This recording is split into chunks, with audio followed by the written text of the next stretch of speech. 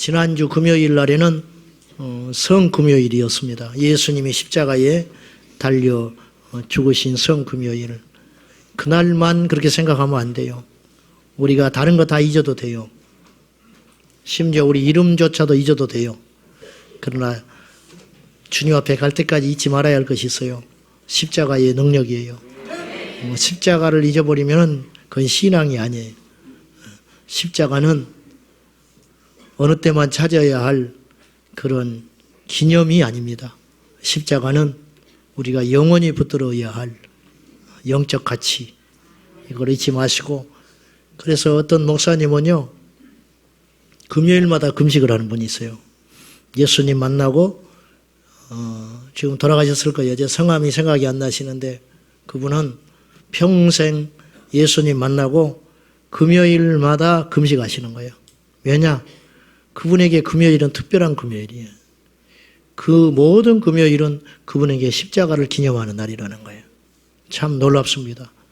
1년에 한 번 십자가를 묵상하고 1년에 한 번 성금요 예배 드리고 또 잊어버린다면 아무렇지도 않게 우리 일상으로 돌아가는 그런 종교인이 되지 말자는 것이죠.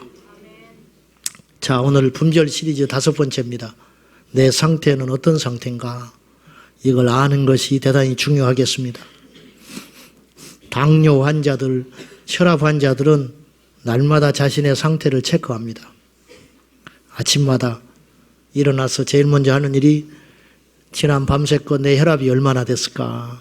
그래서 그것에 따라서 그 숫자를 보고, 다른 사람들에게는 아무것도 아닌 숫자지만은 당뇨 환자나 혈압 환자에게는 그 숫자가 하루의 기분을 좌우하는 굉장히 중요한 의미가 있는 숫자예요. 그것에 따라서 먹는 것을 조심합니다. 그것에 따라서 운동량을 더 늘립니다. 예.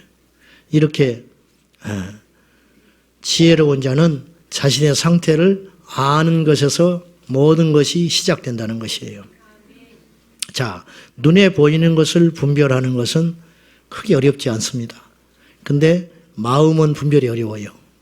마음 상태를 분별하는 건 쉽지 않습니다. 근데 그보다 더 어려운 게 있어요. 영적 상태. 내 자신의 영적 상태를 분별하는 것은 정말 어려운 일입니다. 왜 사람들이 영적으로 넘어질까요? 왜 예전의 신앙을 버려버리고 완전히 이상한 사람으로 타락하고 변질돼 버릴까요? 자신의 상태를 안다면 그렇게 되겠습니까? 모르니까 그러는 거죠. 서서히 젖먹어가지고 어떻게 된지를 모르는 거예요. 당연한 일이 아니고, 세상이 그러니까 그런 게 아니고, 이 사람이 귀신의 사주를 받아서 그럴 수 있는데, 자기는 뭐 세상 사람 다 그렇게 산다는 거예요. 뭐 그렇게 복잡하게 생각하냐는 거예요. 이건 이미 이길 수 없는 단계에 가버리는 거예요. 예. 제가 보니까요, 깨달아 안다는 건 얼마나 중요한 일인지 몰라요. 예. 불면증에 시달리는 분이 자기는 십자가라고 생각해요. 십자가. 근데 나중에 말씀을 듣고 이게 내 운명이 아니고 귀신의 역사구나. 그래서 25년 만에 생각을 바꿨어요. 이렇게 중요합니다. 25년 동안 불면증에 시달린 사람이 한 하루 저녁에 말씀을 듣고 생각을 바꾸는 데는 10초도 안 걸렸겠죠. 아, 그래? 내가 이게 운명이 아니구나. 이분은 25년 동안 운명이라고 생각한 거예요. 왜냐? 25년 동안 교회 다녔거든요. 교회 새벽기도 오다가 넘어져가지고 불면증이 걸렸으니까 다리 부러진 다음에 이분이 그 뒤로 교회 안 빠졌어요. 그리고 나름대로 믿음을 지켰다고 생각했어요. 근데 하나님이 안 고쳐줘.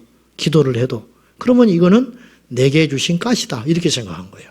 그래서 이건 내가 짊어져야 할 몫이라고 생각했지, 이거를 다른 각도로 25년 동안 한 번도 안 생각했어요. 다른 사람도 기도만 해줬지 쫓이지는 않은 거예요. 근데 어느 날 말씀을 딱 들었어요. 말씀을 들었더니 25년 동안 잠을 못 자고 산 이것이 결코 우연한 일이 아니구나.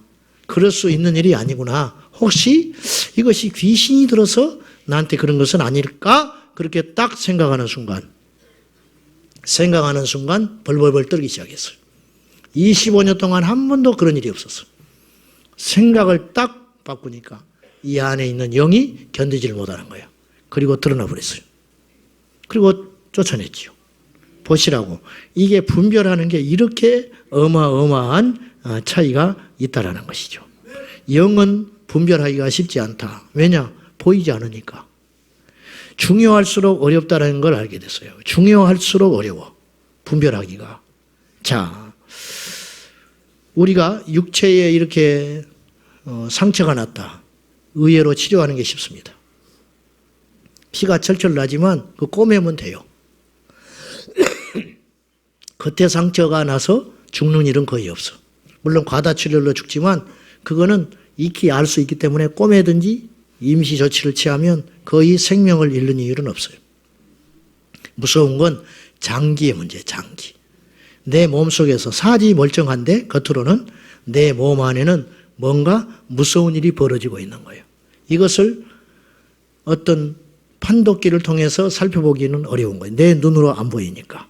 근데 이 몸 속에 있는 장기의 상태보다 더 분별하기 어려운 상태가 있는데 내 안에 분명히 존재하지만 인정할 수 없고 인식할 수 없는 영적 상태. 이 영적 상태를 제대로 분별해내기는 누구든지 쉽지 않다는 거예요. 중요할수록 분별하기가 쉽지 않아요. 중요할수록 시간이 오래 걸리다는 거죠. 오늘 또 여러분 중에 그 한 사람이 됐으면 좋겠어요. 아, 내가 이렇구나. 내가 이런 줄 알았는데 꼭 그런 것은 아니었구나. 이렇게 느끼는 거. 이것이 승리의 첫 걸음이라는 것이에요. 자신의 들보는 보이지 않고 남의 티는 보이는 것이 인간입니다. 그렇기 때문에 나를 성찰하고 내 자신을 살피는 것 또한은 그것도 너무 쉽지 않은 일이에요.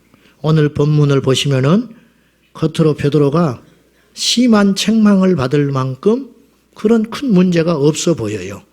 예수님께서 내가 예루살렘에 올라가서 장로들과 대제사장들에게 고난을 받은 후에 죽을 거야. 죽고 나서 내가 3일 만에 다시 살아날 거야. 그러자 이 나서기 좋아하는 의리남 이 베드로가 그 소리를 듣고 불끈한 거예요. 보통 사람이 아니거든. 그러니까 베드로가 못 견디는 거예요. 이런 일이 우리 주님께 결코 일어나지 않습니다. 결코. 사실은 이 시대 사람들이 너무 감동이 없어요. 아프리카에 선교하러 가는 우리 선교사님이 예수님의 예자도 못 들어본 사람들이에요. 그 사람들에게 성경을 이야기를 해준 거예요. 복음을 설명을 해주면서 성경 이야기를 쭉 했어요. 예수님이 어떤 분인지, 하나님으로서 이 땅에 오셔서 저와 여러분을 위해서 이런 어마어마한 일을 하시고 병을 고치시고 사람들을 회복시켜 주시고 그러다가 그분께서 십자가에 죽었다고, 창으로 채찍을 맞고 그 죄 없으신 분이, 의로운 분이 십자가에서 죽었다고 하니까 흥분을 해가지고 다 일어나더라는 거예요. 어떤 놈이 그랬냐고. 막 어떤 놈이 그랬냐고 막 창을 들고 일어나가지고 누군지 가르쳐 달라고. 그냥 안 둔다고. 이런 분을 어떻게 죽일 수가 있냐고 막 흥분해서 난리가 났다는 거예요. 그래서 진정을 시켰다는 거예요. 막 눈에 막 살기가 떼가지고 죽인다고 덤벼드는 거를 겨우 진정시켜가지고, 그런데 그분이 사흘 만에 다시 살아났다고 그랬더니 덩실덩실 춤을 추면서 그러면 그렇지, 그렇게 좋은 분이 왜 죽을 수 있냐고 막 그렇게 만세를 부르고 춤을 추더라는 거예요. 좀 배워, 그런 사람들. 강팍하기 짝이 없어가지고 무슨 말을 해도 감동이 없고 무슨 말을 해도 그냥 나는 간다, 내 갈 길을 간다. 그런 강팍한 여러분들을 보니까 참 가슴이 메어집니다. 그런 순수함이 때로는 너무너무 부러워요. 그 순수한 상태로 평생 유지한다는 얼마나 복된 일인가. 베드로가 흥분을 했어요. 절대로 이런 일이 없다고. 예수님께 어찌 이런 일이 있겠냐고. 근데 주님은 이 베드로에 대하여 강한 책망을 합니다. 사탄아 물러가라. 평생에 한번 들을까 말까 하는 모욕을 당하게 되는 거예요. 베드로는 왜 그랬을까?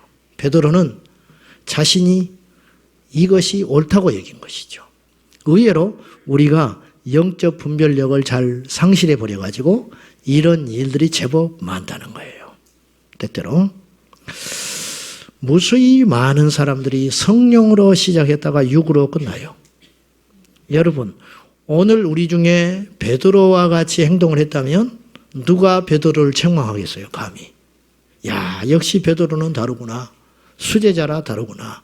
그러나 예수님은 베드로의 영혼을 꿰뚫고 있었어요. 그래서 정확히 판단하는 거예요. 여러분, 이런 가정을 한번 해봅시다. 우리를 사람들이 보는 상태와 예수님이 오늘 우리를 보는 상태가 차이가 난다면 얼마나 이게 무서운 일이냐는 거예요. 교회에서 사람들은 우리에게 믿음이 좋다 하고 모범적인 그리스도인이라고 칭찬을 할진 모르나 의외로 예수님의 관점으로 예수님의 눈으로 우리를 볼 때는 그렇지 않다면 이게 얼마나 무서운 일이냐는 거예요. 오늘 베드로가 딱 그런 상태라는 거예요. 자기 상태를 몰랐어요. 자기가 예수님 앞에 정작 도움을 주는 것이 아니라 십자가의 길을 대적하는 주님의 원수로 행하고 있다는 것을 베드로가 몰랐다는 것이에요. 수많은 사람들이 성령으로 시작하여 육으로 비참하게 끝나는 경우들을 우리는 주변에서 수없이 목격하고 있습니다. 그런 현상들을 보면서 우리와 상관없는 일로 여겨지십니까? 우리도 마찬가지입니다. 우리도 절대로 변질되지 않을 것 같고 또 넘어지지 않을 것 같지만은 정작 자신을 분별하지 못하면 예 없이 넘어지고 만다는 사실을 기억하셔야 돼요. 그래서 우리는 우리의 영적 상태를 정확하게 그리고 객관적으로 살피되 날마다 살펴야 돼요. 날마다 살펴야 한다. 날마다. 자, 그러면 우리는 자신의 영적 위기가 무엇인지를 정확히 아는 지혜가 우리에게 필요해요. 내 상태가 지금 어떠냐, 이거 아는 거 대단히 중요한 숙제예요. 헤겔의 실마리는 정확한 진단에서 나와요. 가룟 유다는 사탄의 미혹을 받고 있으면서도 불구하고 자기는 미혹받고 있다고 생각하지 않았어요. 베드로는 지금 예수님이 그렇잖아요. 사탄아 그래버려요. 사탄아 물러나라. 베드로는 분명히 사탄의 미혹을 받았어요. 그러나 자기는 몰랐어요. 자기는 이 길이 맞다고 생각한 거예요. 의외로 우리가 하나님 앞에 그렇게 살아갈 때가 있을 수 있다는 거예요. 자, 우리 상태를 몇 가지로 한번 진단을 해봐요. 첫째, 우리가 교만한 상태인지를 반드시 살펴야 돼요. 내가 지금 극도로 교만한 상태는 아닌가? 이 상태를 분명히 살펴야 되는데 교만하면 넘어집니다. 교만하면 하나님 말씀이 안 들어와요. 여러분 언제부터인가 하나님 말씀이 여러분의 귀에 안 들어오고 자꾸만 판단이 되고 가르치는 대로만 여러분이 가게 되면 마음이 가고 있다면 여러분은 대단히 위험한 상태예요. 위험한 상태. 예배가 되지 않아요. 교만하면 예배 받지 않아요. 하나님이. 교만하면 사역의 기름 부음이 떠납니다. 교만하면 사울처럼 사울이 교만할 때 성령이 떠났습니다. 그리고 악령이 역사하기 시작했어요. 바리새인들은 교만했을 때 회개하지 못했습니다. 교만은 서리 없이 찾아와서 내 자신을 집어삼켜버려요. 교만한 사람은 절대 자신이 교만하다고 생각하지 않습니다. 나는 교만하지 않아. 나는 교만한 사람을 이해할 수 없어. 그렇게 생각하는 사람이 있다면 그 사람은 제일 위험한 거예요. 여기도 한 2분 그런 사람이 있어 지금. 요 중앙을 중심으로 이쪽에 한 사람, 이쪽에 한 사람. 여기는 2명 있네. 그러니까 3명이네 총. 누구냐고? 나도 몰라. 분명히 있어요. 제가 제일 교만할지 몰라. 우리 교인 중에. 겉으로 드러난 교만보다 심각한 것은 숨겨진 내적 교만이에요. 숨겨진 내적 교만. 자, 내적으로 교만한 사람은 어떤 문제가 생기냐면 영적으로 진보하지 못해요. 10년 전에 여러분과 지금의 모습이 달라졌습니까? 안 달라졌다면 왜 그럴까? 예배를 계속 드렸는데 똑같이 예배를 드렸는데 어떤 사람은 성장해요. 똑같이 예배 드렸는데 어떤 사람은 계속 영적으로 공급받아서 펄펄 뛰고 성장해 가는데 어떤 사람은 제자리 걸음을 하고 있다. 똑같은 교회, 똑같은 사역을 하고 있는데 어째서 그런 일이 발생하냐. 그러면 이유는 내부에서 찾아봐야지요. 모두 다 그렇다면은 외부에게 문제가 있지만은 어떤 사람은 그렇지 않고 어떤 사람은 제자리 걸음을 하고 심지어는 퇴보를 하고 있다면은 어째서 그런 일이 생기는가? 내부에 적이 있는 것이죠. 그건 두말할 나위가 없는 것이죠. 교만하면 영적으로 성장하지 않아요. 성장판이 딱 닫혀버리는 거예요. 여러분, 세상의 모든 욕심은 악한 것이지만 거룩한 욕심은 저는 추천하고 싶어요. 사도 바울은 그리스도에게까지 자라라 그랬어요. 이게 교만인가요? 아니죠. 그리스도에게까지 자라라. 그분의 인격, 그분의 능력, 그분의 성품에 되기까지 거기까지 자라라. 이것은 아버지 하나님의 거룩한 뜻이라. 이렇게 이야기하는 거예요. 우리가 그분에게까지 자란다는 거예요. 그건 거룩한 꿈이에요. 욕심이 아니라는 거예요. 영적으로 교만하면 밑빠진 독에 물 붓기예요. 물을 부으면 뭐예요? 다 쏟아버리는데 말씀을 받으면 뭐예요? 내 자신의 말씀으로 받지를 않는데 찬송을 드리면 뭐예요? 그 찬송을 하나님이 연락지 않는데 기도를 몇 시간씩 하고 앉아있으면 뭐합니까? 기도하는 그 시간만 채우고 앉아있는데 안에는 내적으로 교만이 가득 차가지고 기도하고 일어나서 기껏 드는 생각이 아이고 기도도 안 하는 것들 이런 생각을 하고 일어선다면은 그 사람의 기도를 하나님이 뭐하러 받으시겠어요? 이게 바리새적 기도지요. 이게 아주 위험한 거라는 거예요. 내적으로 교만하게 되면은 끊임없이 영적으로 성장해야 되는데 그렇게 성장하지 못한다는 거예요. 두 번째로 교만하면 끊임없이 타인을 판단하고 정죄해요. 남의 허물을 드러내고 떠드는 것은 내가 옳다고 주장하는 것과 다를 바가 없는 것입니다.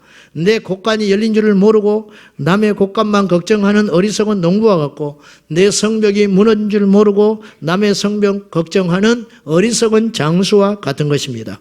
잠언서 16장 18절 여러분이 잘 아는 말씀이지만은 이 말씀을 뼈에 새길 수 있기를 바랍니다. 다 같이 시작.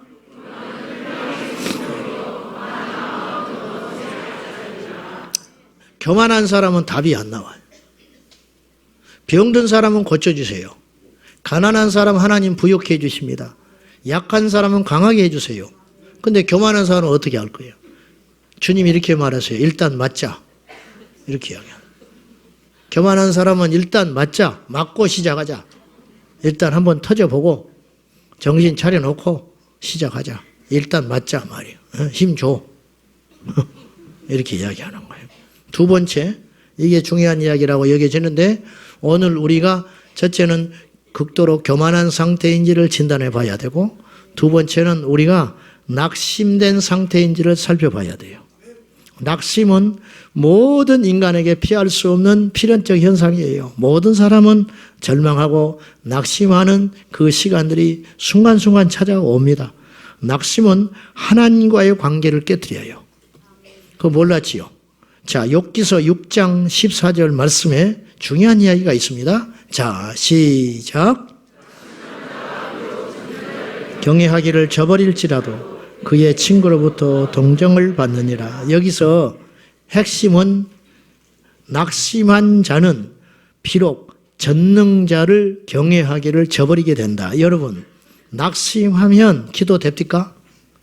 낙심하면 주님의 일이 기쁩니까? 낙심하면 예배를 드리고 싶습니까? 오늘 또 예배 못 오는 사람들의 상당수는 바빠서 못 온다기보다는 낙심해서 못 오는 거예요. 바쁘지만 내 마음속에 영적인 활력이 있는 사람은 늦게라도 옵니다. 아무리 바빠도 올 수 있어요. 낙심하는 사람은 집 앞에 있어도 못 와요. 낙심 맥이 딱 풀려버리는 거예요. 오늘 하나님께 나오지 못하는 숱한 사람들 중에 대다수는 낙심하기 때문에 못 오는 거예요. 낙심은 하나님을 못 찾게 하는 무기예요. 낙심한 자는 하나님을 경외하기를 중단한다. 하나님을 찾지 않는다 이거예요. 이게 얼마나 정확한 말이며 무서운 말인지 몰라요. 내 마음에 낙심이 찾아오면 하나님을 찾지 못합니다. 우리가 다 경험해 봤어요. 그렇죠, 여러분?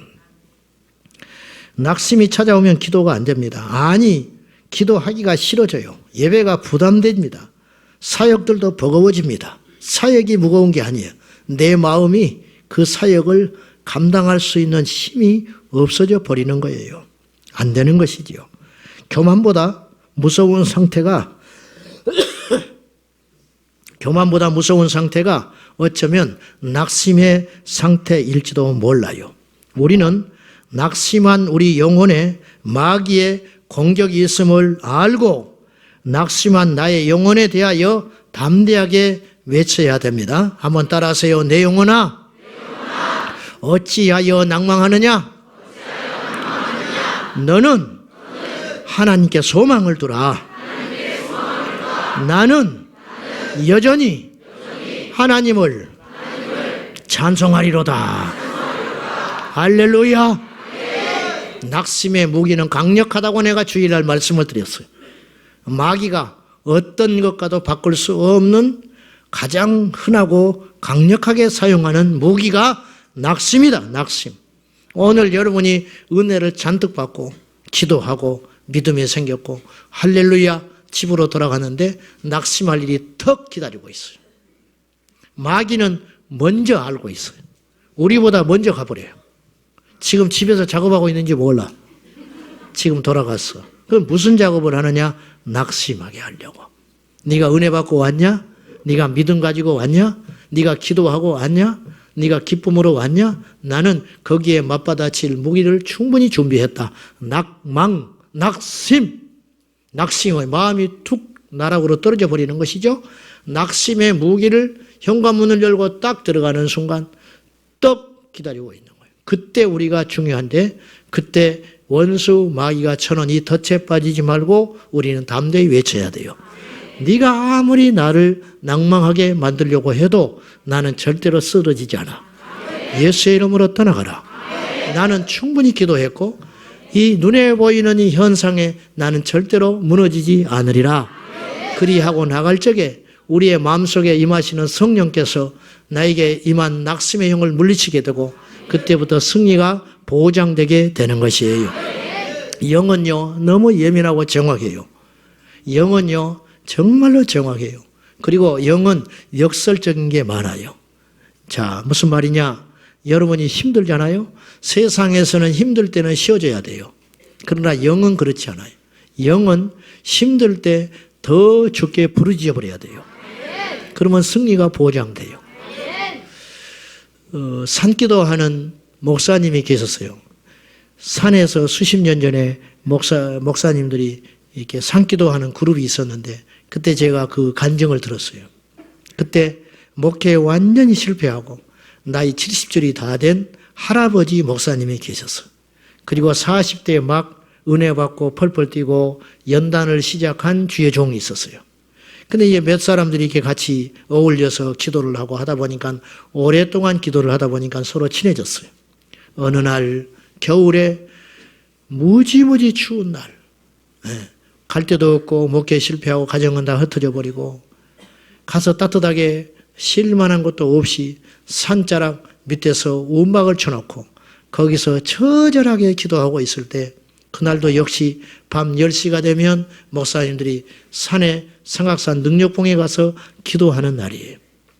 근데 한 목사님 나이 드신 70줄이 넘은 목사님이 너무 감기가 심하게 걸려가지고 목소리가 나오지를 않아. 그래가지고 움막 밑에 누워가지고 오늘 나는 도저히 못 가겠다고. 그건 상식이에요. 못 가. 나 도저히 못 가겠다고. 오늘은 내가 쉬어야겠다고 갔다 오라고. 그렇게 했더니 그때 깨어있는 목사님이 계셨어. 이 젊은 목사님이 누워있는 70줄 된 대선배 목사님한테 이렇게 이야기했어요. 목사님, 지금 무너지면 안 됩니다. 올라가다가 죽더라도 올라가서 죽으세요. 그러면 순교예요. 그랬더니 이분이 성질이 났어.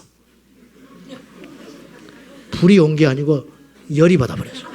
왜냐? 새파란 젊은 목사가 자기가 훨씬 선배고 기도를 해도 내가 더 많이 했는데 지금까지 은혜를 받았으면 얼마나 안다고 아파 죽겠는데 젊은 놈이니까 펄펄 뛰니까 안 아파서 모르지. 야속한 마음이 들고 성질이 나가지고 분하기도 하고 막 그런 마음이 들면서 벌떡 일어났어. 열받아가지고 오기로 거기를 막 뿔뿔뿔 기어 올라갔어. 해보자. 네가 나를 가르쳐? 그런 마음으로 그냥 능력봉까지 기어 올라갔다는 거예요. 올라가가지고 기도를 하는데 몸은 열이 올라가가지고 죽을 것 같고 눈보라는 몰아치고, 근데 이제 은혜를 받아서 기도를 하기 시작한 게 아니고 열을 받아가지고 내가 이 수모를 당하고 이 젊은 새파란 놈한테 내가 가르침을 받고 내가 먹기도 실패하고 이 지경이 되니까 나를 우습게 하고 무시하는구나. 그래가지고 그 산 꼭대기에 올라가가지고 다른 날보다 더 배나 강력하게 주님을 부르고 기도했다는. 이건 기도가 아니야. 이건 오기지. 막 오기의 기도도 하면 하나님이 역사한다는 걸 내가 알았어요. 그렇게 시작했는데 그렇게 기도를 하는 중에 하나님이 그 목사님의 기도를 안 바꾸시겠어요? 그래가지고 그날 불이 임했어요. 불이 임해가지고 회개가 터지고 이 젊은 목사님 말이 다 맞는 말이야. 처음에는 자기가 화가 나서 기도를 하기 시작했는데 이 젊은 목사님 말이 다 맞는 말이고 고맙게 느껴지고 그 시간에 자기가 죽어도 괜찮겠더래. 얼마나 그날 밤에 은혜를 받고 불을 받았는지 성령에 충만했는지 새벽녘까지 부르짖어 기도를 하고 났는데 목이 터지고 나중에 정신을 차려보니까 열이 떠나버렸더래요. 네 발로 기어갔던 목사님, 70대 목사님이 완전히 회복돼가지고 내려올 때는 펄펄 뛰어서 내려왔다는 거예요. 이게 영의 신비예요. 여러분, 주저앉아 있으면 안 돼. 주저앉아 있고 무너져 있으면 안 되는 거야. 우리가 낙심하면 안 돼요. 우리를 낙망하게 하는 사단의 그 흉계, 그 비웃음 소리, 그 미소 짓고 있는 모습이 분하지도 않습니까? 결코 우리는 무너지지 않으면 승리해요. 우리가 포기하지만 않으면 성령님은 절대 우리를 그냥 두시지 않습니다. 일으켜 회복시켜 주신다 그 말이요. 그러므로 오늘 우리가 우리 스스로를 진단할 때 낙심된 상태인지를 살펴봐야 돼요.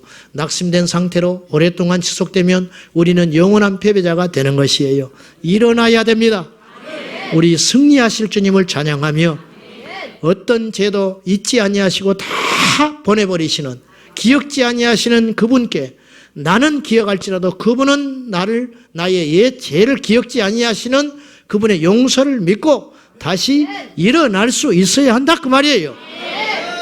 낙심된다는 것은 너무너무 영적인 큰 위기에 있다는 걸 알고 이 밤에 어떤 한 사람도 오늘 예배하는 여러분 중에 낙심의 영에 사로잡히지 말고 떠나갈 때는 천지를 울리며 발을 굴리고 두 손을 들고 찬송하며 돌아갈 수 있기를 예수님의 이름으로 축복합니다. 네.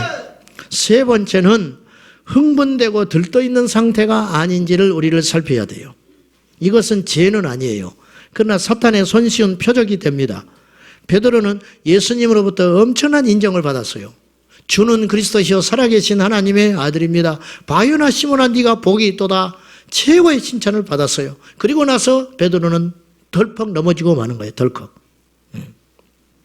완벽한 신앙 고백을 통하여 주님으로부터 칭찬을 받은 직후에 그는 넘어지게 되는 것이에요. 70명의 제자들이 둘씩 짝을 지어가지고 예수님께서 전도자로 파송을 합니다. 그들이 나가서 복음을 전하면서 신나게 돌아옵니다. 귀신들이 항복하다이다. 주의 능력으로 안진병이가 일어나다이다. 이들이 흥분돼가지고 들떠가지고 돌아왔는데 예수님은 갔다부터 말하지 아니하시고 그 들떠있는 그들에게 주님은 이렇게 이야기합니다. 귀신이 쫓겨나는 것으로 기뻐하지 말고 너희의 이름이 하나님 나라의 생명책에 기록된 것으로 기뻐하거라. 그렇게 착 가라앉혀버리는 거예요. 그게 본질이 아니야.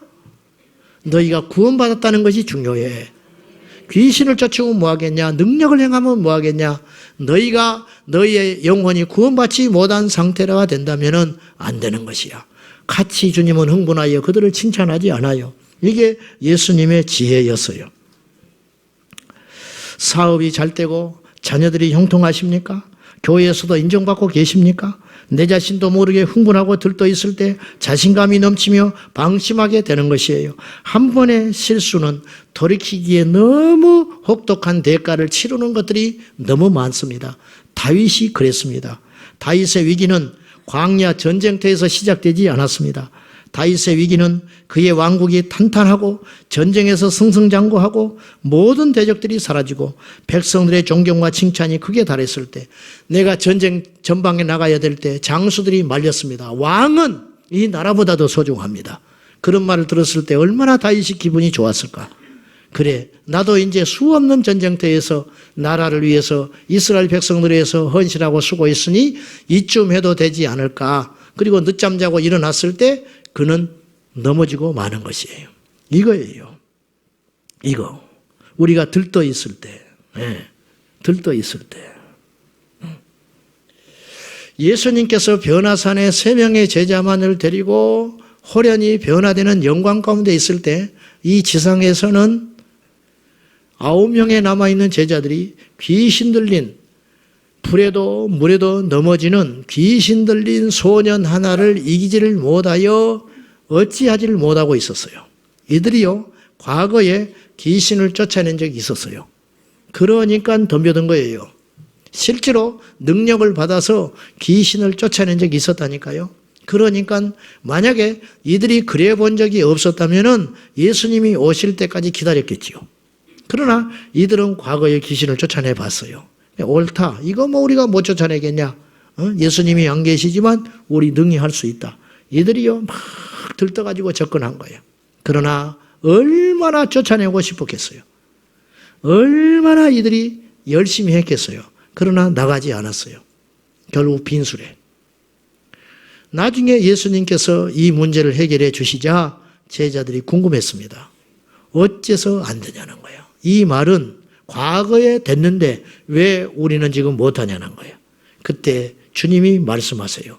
기도 외에는 어떤 이런 종류의 일도 일어나지 않는다. 주님이 그렇게 이야기하셨어요. 여러분, 개인이나 교회나 국가도 마찬가지인데 지금 남의 이야기가 아니에요. 우리의 이야기고 저의 이야기일 수 있는데요. 큰 행사 후에 시험이 찾아오는 경우들이 많아요. 예를 들면 승진한 후에 시험이 와요. 사업이 번창한 후에 시험이 올 수 있습니다. 내가 원하는 어떤 것을 이룬 다음에 시험이 오기도 해요. 교회 임직식을 마치고 나서 시험이 온다고들 해요. 흔히 그렇게들 이야기해요. 왜 그래야지요? 교회가 건축을 마치고 시험이 온다 그렇게 이야기해요. 왜 그래요? 우리는 이럴 때 어떤 일을 흥한 후에, 어떤 일을 이룬 후에 우리는 더 차분하게 골방으로 들어가야 돼요. 행사를 준비하면서 기도합니다. 그 행사가 잘 마쳐지기를 위해서 막 기도해요. 그런데 마치고 나면 어떤 감사나 어떤 방어의 기도를 드리지를 않아요. 여기에 우리의 패착이 있다는 거예요. 이때. 세계 월드 클래식 야구 경기가 열렸을 때 제가 이제 야구를 좋아하니까 제가 참 인상 깊은 걸 하나 봤는데 일본 선수 이치로라는 선수가 있어. 내 말을 함부로 했어요. 앞으로 30년 동안 도전하지 못하도록 짓밟아 놓겠다. 우리한테 그렇게 망언을 했어요. 그래서 그 친구 별명이 입치료가 됐어요. 입치료. 입치료가 아니라 입이나 치료받아라. 이렇게 했는데 그때요. 결국은 우리한테 패배했어요. 입방정 떨다가. 패배했는데 그때 우리를 일시적으로 9회 경기하는 중에 중간에 이긴 적이 있었어요. 그때 이겨가지고 한일전은 특별하거든요. 서로 간에. 이게 자존심이 걸린 문제거든. 금메달 안 따도 좋아. 우승 안 해도 좋아. 일본한테만 이기면 돼. 일본한테만 이기면 우승하는 거예요. 이제 그런 심리가 있는 거예요. 근데 이 객관적인 실력으로는 일본 이기기 어려워요. 왜냐하면 그들은 야구 인프라가 어마어마해요. 고등학교 야구 선수들이 어마어마하게 많기 때문에 우리가 그들과 비등한 경기를 한다는 것 자체가 기적에 가까워요. 그러니까 우리나라가 참 우수한 거예요, 사실은. 근데 그때 일본이 일시적으로 앞섰어요. 그러니까 막 그 더가웃에서 일본 선수들이 흥분하고 난리 나서 만세 부르고 손 들고 그때 내가 인상 깊게 본 것이 하나 있었어요. 이 이치로 선수가요, 차분하게 있는 거예요. 그리고 주변을 뭐라 해요. 끝나지 않았다. 만세 부르고 박수 치고 서로 하이파이브 할 시간에 힘을 비축해라. 그 힘을 낭비하지 마라. 나는 아주 그걸 인상 깊게 봤어. 이 사람이 무서운 사람이구나. 무서운 사람이구나. 야구 천재라고 하는데 체격 조건도 좋지 않고. 근데 얼마나 냉정하고 이 사람이 철저히 자기 관리를 했는지 아직까지 선수 생활을 하고 있어요. 그런 걸 보면서 흥분하고 들떠 있다는 것은 얼마나 우리가 인생을 무모하게 지내는 것인가. 수련회 끝난 다음에 흥분해가지고 받은 은혜 다 빠져버립니다. 우리 젊은 애들 있잖아요. 또 막 이따 기도 열심히 해요. 내가 많이 이야기했어. 근데 잘 안 지켜. 기도 막 뜨겁게 합니다. 세상에서 제일 믿음 좋은 것 든 것처럼 막 해. 막 기도 열심히 해요. 그리고 이제 나중에 철야 끝나고 1층에 가서 다 쏟고 앉았어. 1층에 로비에 앉아가지고 히덕거리고 막 박수 치고 손뼉 치고 막 어쩌고 저쩌고 가지고 새벽 2시까지 라면들 처먹어요. 그래가지고 받은 은혜 싹 쏟아버리고 해가지고 내일 또 아무런 일도 없는 것처럼 또 뚜벅뚜벅 나타난다. 그러니까 막 뭔가는 대단히 하는 것 같지. 그렇지만 내적으로는 쌓이지 않는다는 거예요. 그래도 이뻐. 그래도 해야 돼. 또 뭐라 했으니까 또 좀 지켜줘야지. 그래도 해야 되지만은 우리가 조금 더 능률적일 필요가 있다라는 거예요. 능률적인 필요 있다라는 거예요. 자, 이걸 좀 우리가 잊지 않았으면 좋겠어요. 흥분하지 마세요. 호들갑 떨 필요도 없어요. 코가 빠질 필요도 없어요. 그래서 그냥 주님 바라보고 그냥 가는 거예요. 이렇게 가는 거예요. 김동호 목사님이 아주 중요한 말을 합니다. 이분은요, 이 흥분될 때, 화가 날 때는요, 누군가를 충고하지 않는데요. 야, 내가 하나 배웠어. 자기가 극도로 흥분되어 있고 화가 났을 때는 정말 하고 싶은 말이 있을 때 안 해버린대요. 왜냐? 자기의 경험상 그래서 얻어지는 것이 하나도 없더라는 거예요. 하나도 없더라. 오히려 그 고비를 넘은 다음에 글을 쭉 쓴대요. 그분은. 말로 하면 실수를 하기 때문에 그 순간에 글을 쭉 쓰다 보면 어마어마한 실수를 줄일 수가 있대요. 그 글을 써서 남기지 말로 뱉어서 실수하지 않는다는 거예요. 아, 그렇구나. 이게 중요하다는 거예요. 우리가 실속 없는 영적 생활을 하면 안 되겠어요. 우리가 실속이 있는 사탄이 정말로 무섭게 여기는 그런 존재가 돼야지 들고 뛰고 다닌다고 마귀가 무서워하지는 않는다. 실제적인 능력이 있어야 된다. 이런 말씀입니다. 자, 우리가 마지막으로 현재 내가 당하고 있는 원수 마귀의 공격들의 종류와 패턴들을 아는 것이 중요한 것 같아요. 우리는요, 대단히 새로운 공격에 넘어지지 않아요. 다윗이 넘어졌던 문제를 오늘 우리도 넘어집니다. 베드로가 넘어졌던 문제에 우리도 넘어집니다. 유다가 넘어졌던 문제에 우리가 역시 넘어져요. 똑같습니다. 예수님을 공격했고 제자들을 공격했던 원수 마귀는 오늘 우리에게도 동일한 방식으로 공격하고 있음을 알아야 됩니다. 한번 노출된 약점은 원수 마귀에게 두고두고 공격의 표적이 됩니다. 어떤 사람이 넘어지는 것을 임계점이라고 표현을 해봅시다. 임계점. 물이 끓는 것은 100도가 돼야 끓어요. 99도가 돼도 안 끓는다고 그래요. 90도가 돼도 안 끓어요. 100도가 되어 물이 끓듯이 우리도 마찬가지예요. 우리도 100도가 안 되면 안 끓듯이 우리가 공격당할 때 사탄도 역시 우리의 임계점을 알고 있는 거예요. 우리를 어디를 공격을 하면 이길 수 있다는 걸 안다는 거예요. 우리의 아킬레스건을 안다는 것이죠. 그걸 봉쇄해야 돼요. 어떤 사람은 혈기로 계속 넘어져요. 어떤 사람은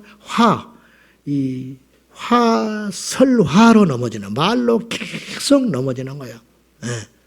어떤 사람은 음란으로 계속 넘어져요.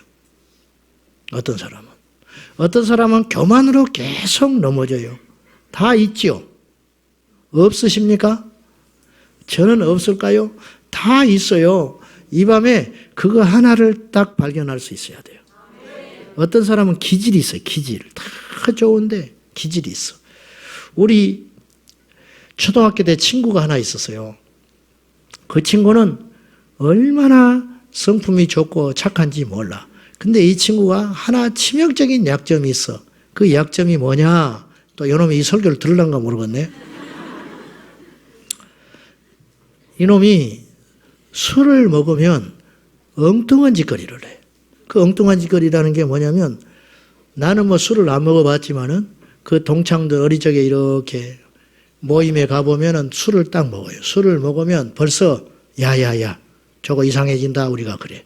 왜냐 술을 딱 먹으면 웃음기가 없어지고 술을 먹으면 혼자 딱 따로 앉아 있어요. 구석에. 괜히 기분 나빠해. 술을만 딱 먹었다 하면 구석에 벌써 딱 들어가가지고 조짐이 안 보여. 가지고 제 총각 때 어떤 일이 있었냐면은 내일 친구 결혼식이 있어요. 가지고 저한테 사회를 봐달라 하더라고. 그런데 그 전날 친구 내일 결혼한다고 그 친구 집에서 모였어요. 같이 축하해 주자고. 그래가지고 이제 술도 먹고 막 이렇게 놀았어. 그러니 내가 이제 거기 이제 어쩔 수 없이 끌려가가지고 이렇게 있는데 이놈이 벌써 술을 딱 몇 잔 먹으니까 저쪽에 따로 딱 앉더라고. 야야야 내가 조심해라. 조심해. 그때 얘가 딱 갑자기 눈동자가 이상해졌어. 그러더니 내일 결혼할 친구한테 시비를 걸기 시작하는데 어떤 시비를 거냐면은 주례를 누가 하냐고 딱 물어보더만. 주례. 그래서 주례 아무개 선생이 와서 하기로 했다. 그랬더니 나쁜 놈이라는 거예요. 갑자기. 아니 남의 결혼식 주례하는데 왜 그걸 시비를 걸어? 왜 나쁜 놈이냐? 불효막심한 놈이래. 얘한테.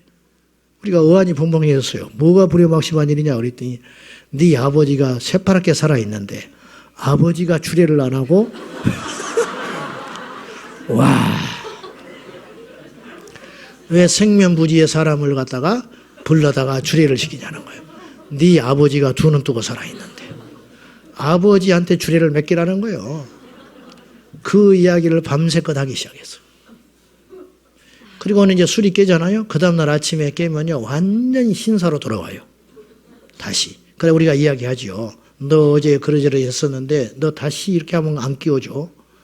너 때문에 얼마나 우리가 고통받았는지 알아? 그러면 막 어쩔지를 몰라 해요. 근데 그 다음에 술 먹으면 어떻게 할까? 또 그 짓을 해요.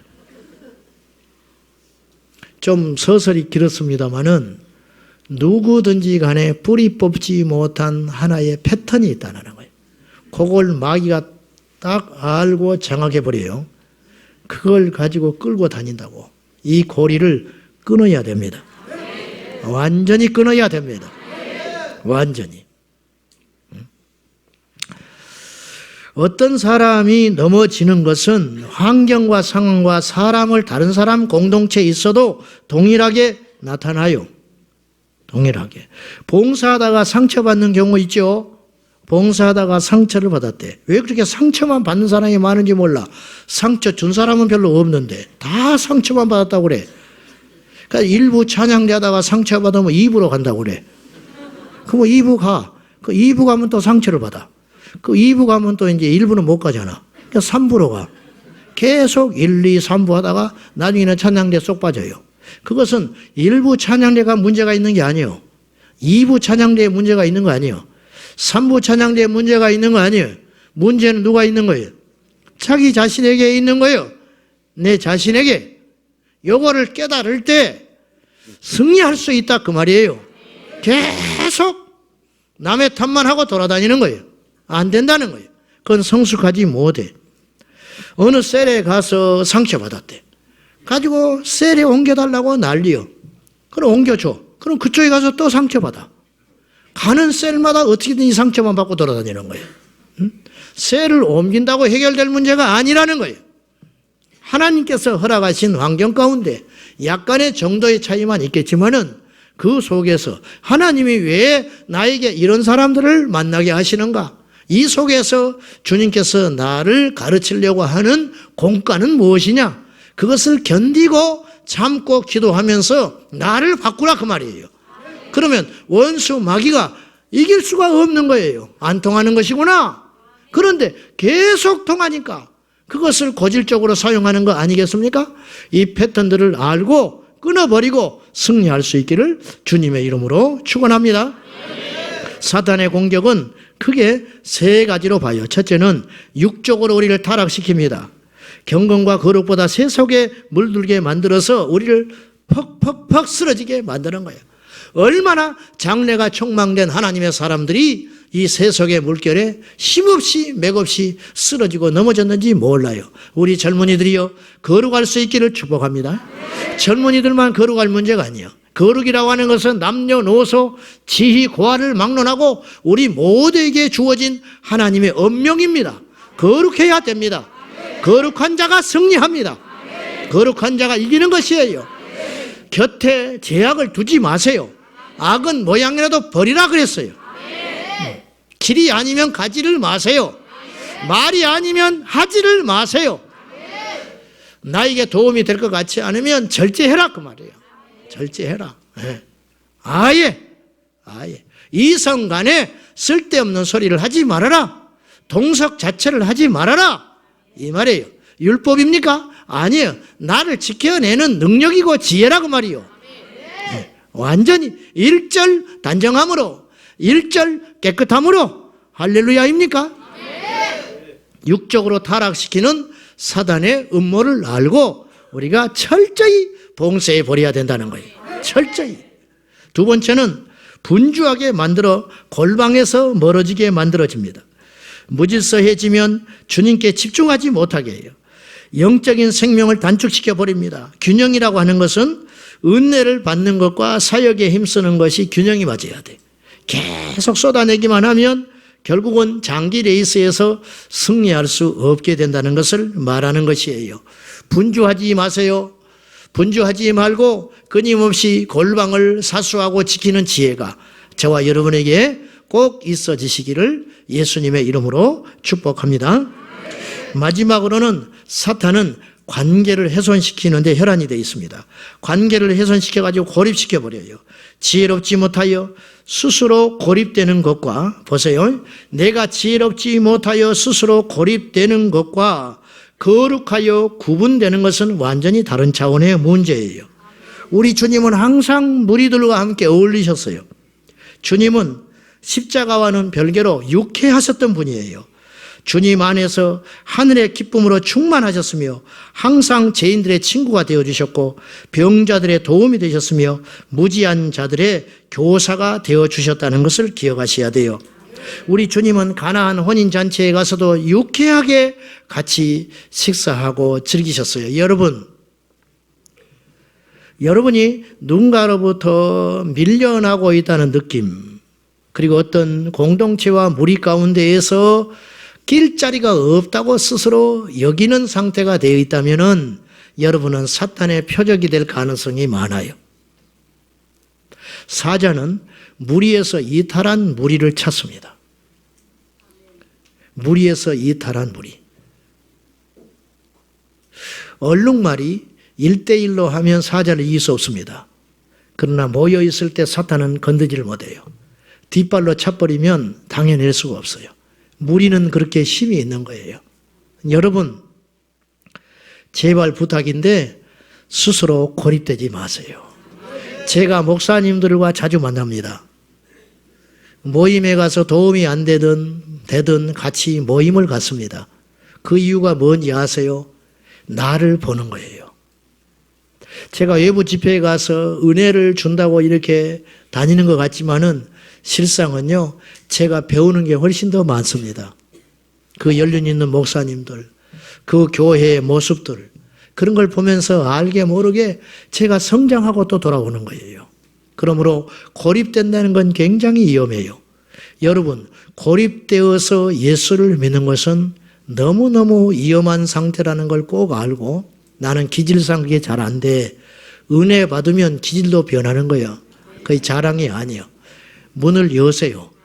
활짝 열고 모든 사람과 더불어 화평함을 누리고 함께 유쾌하고 함께 기뻐하면서 서로 교통하면서 이렇게 살아갈 적에 원수가 우리를 공격할 수 없게 된다는 것이에요. 고립되지 마세요. 고립되지 말고 주님 안에서 이 패턴들을, 사탄의 원수의 공격의 패턴들을 잘 깨닫고 주님의 이름으로 승리할 수 있기를 주님의 이름으로 축원합니다. 자, 우리 상태가 어떤가? 교만한 상태인가? 낙심된 상태인가? 흥분된 상태인가? 원수 마귀가 요즘에 나를 어떤 패턴과 어떤 방법으로 공격하고 있는가? 이것을 서운하게 생각한다든지 아프게 생각한다든지 힘들게만 생각한다든지 하면 답이 안 나옵니다. 이것이 어디서 왔는가? 여러분, 연단을 빨리 끝내고 싶으시죠? 저도 그렇습니다. 연단을 빨리 끝내는 비결은 여러분이 깨닫는 거예요. 깨달으면 연단이 졸업됩니다. 광야길에 연단을 겪는 저와 여러분들이 깨달음으로 인하여 이 광야의 연단이 속히 끝나서 하나님께 쓰임받는 가나안에 입성하시기를 주님의 이름으로 축복합니다. 자, 기도합시다.